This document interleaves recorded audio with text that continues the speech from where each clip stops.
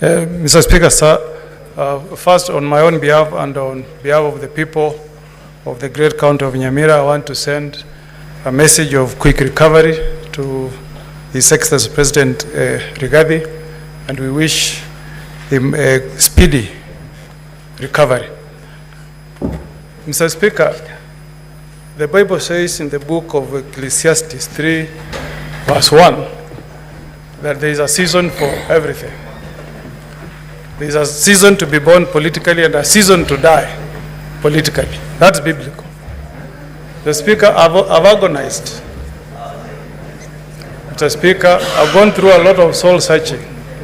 Mr. Speaker, as I listened to the evidence that was tendered against, as I listened, Mr. Speaker. Just pause the time for Senator Mogeni. Let us allow Senator Mogeni to be heard in total silence, please. As a lawyer and a person who witnessed the birth of the 2010 Constitution, Mr. Speaker, I strongly believe, Mr. Speaker, that Kenya belongs to all the 42 plus tribes, Mr. Speaker. And what has disturbed me, Mr. Speaker, for the 2 days I've sat here, Mr. Speaker, what would happen to my community in Kisii and in Nyamira if we ran our government through this theory of shareholding? Mr. Speaker, as I speak tonight, Mr. Speaker, the people of the two counties of Omogusi, Nyamira and Kisii are victims of that theory of shareholding. That community, Mr. Speaker, called Omogusi, has got no even a single PS serving in government, Mr. Speaker. Mr. Speaker, as we speak this evening, Mr. Speaker, the Omogusi people, Mr. Speaker, have been the biggest victims of this theory of shareholding. Mr. Speaker, the Constitution that we enacted in 2010, in Article 27, Mr. Speaker, clearly states that we should not discriminate, Mr. Speaker. I hope, Mr. Speaker, when I cast my vote tonight, I'll be sending a message from the people of Nyamira, Mr. Speaker, that a government is formed for all the tribes in the Republic of Kenya, Mr. Speaker. I've agonized, Mr. Speaker, on the issues that have been brought in this motion, touching on the widow and the children of the late Governor for Nyeri, Gachagua.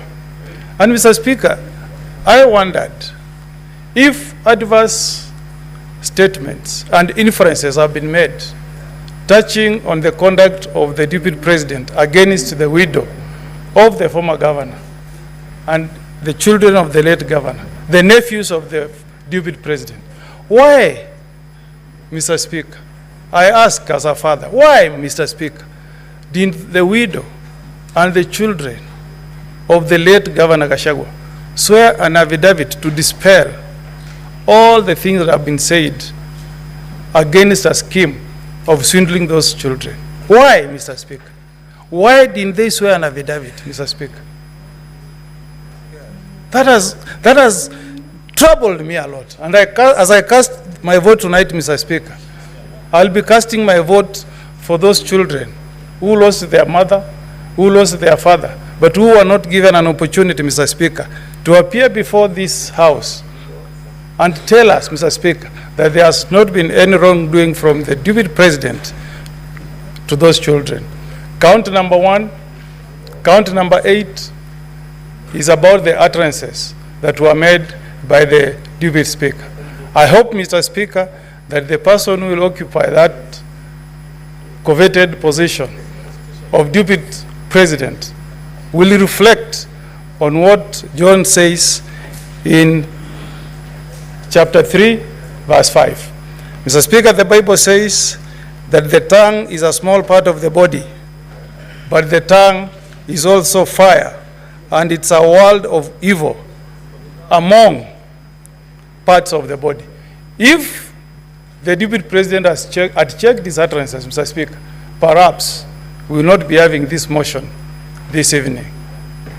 So, as we vote tonight, Mr. Speaker, let's also learn.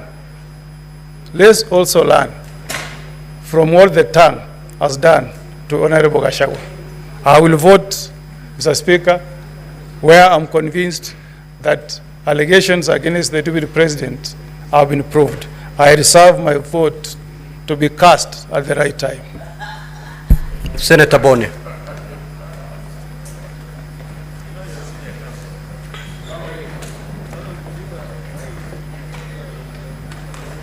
Thank you, Mr. Speaker.